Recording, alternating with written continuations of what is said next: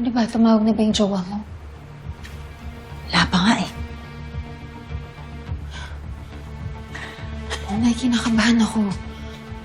Huwag lang kaya natin ituloy. Ngayon ba? Huli na, Betsy. Bakit kasi umabot pa sa ganito? Gusto ko lang naman mabigyan ng maayos na buhay yung anak ko.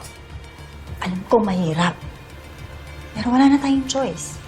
Sinukol na nila tayo sa pader. Ito na lang ang paraan.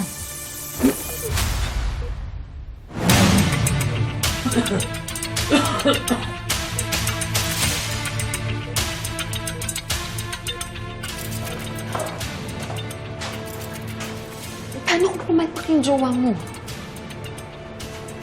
Paano naman siya papalpak? Eh wala namang malay yung papatayin niya. Pero Nay, kinakabahan ako eh.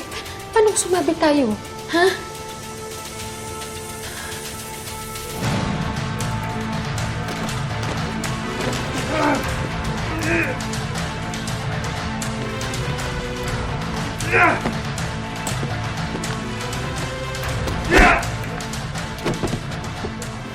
Teka, saan ka pupunta? Titignan ko lang. Titignan ko kung anong nangyayari. Sandali eh.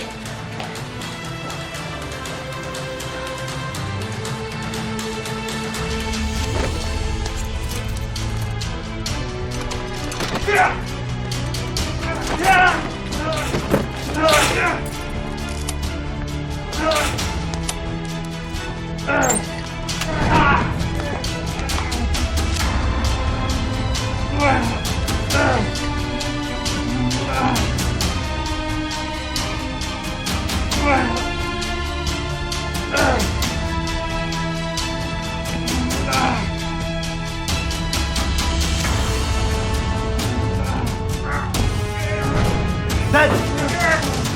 Hayop ka! Sino ka? Sino ka? Ha?